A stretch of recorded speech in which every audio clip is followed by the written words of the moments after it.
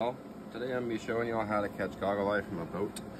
There's two main methods. You can sit 300 yards out, 300 feet out during the day and chum the school. It's much easier than doing it from a pier, I promise you. The second method is trolling for goggle eye.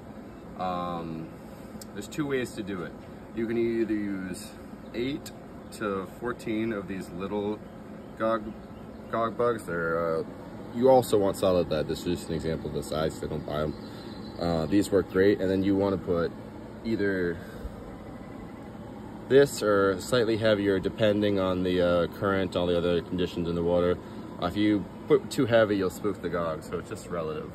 One thing you can do in trolling for gogs is you can throw some up current about it, swing around, and while they're hitting it, bring your rig about 30 feet behind, 30, 40, depends on what your length of your rod is and the speed and all those other things. That's totally variable up to you. But put one of those out, and then usually on the upswing, you'll have a whole stringer before you know it.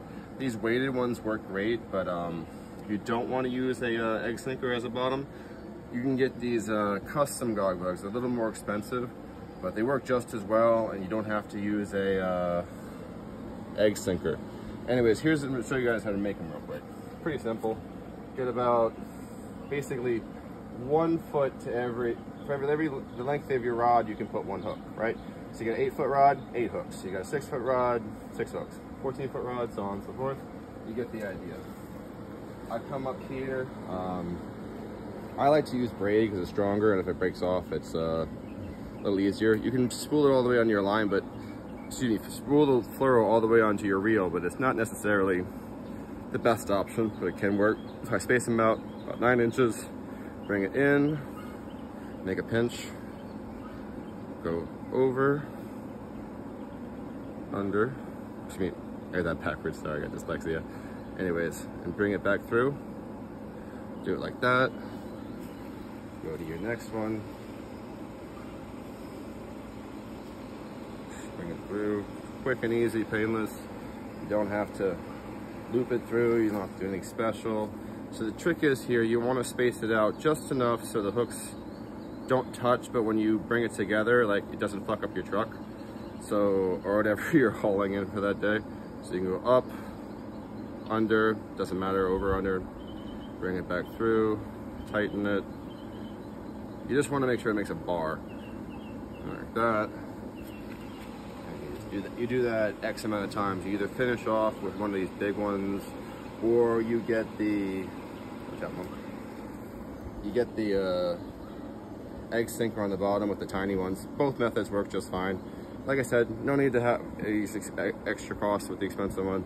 It's just what I do. Like I said, you want to space them out just long enough so they can pull together when you're holding. So it's too short.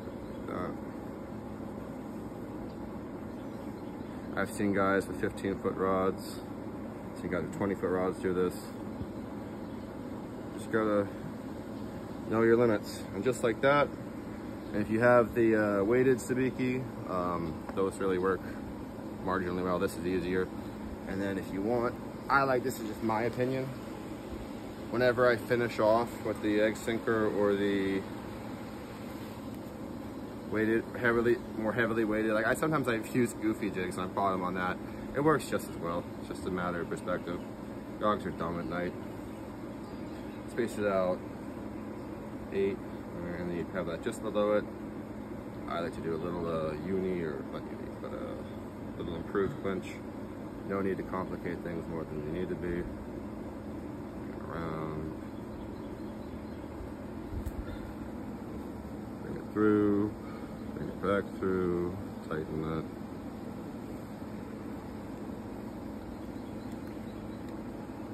And then you trim the ends.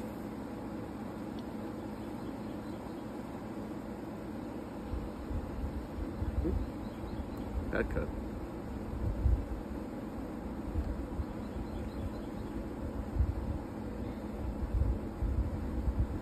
Just like that. Obviously, you want to get closer, but I was rushing.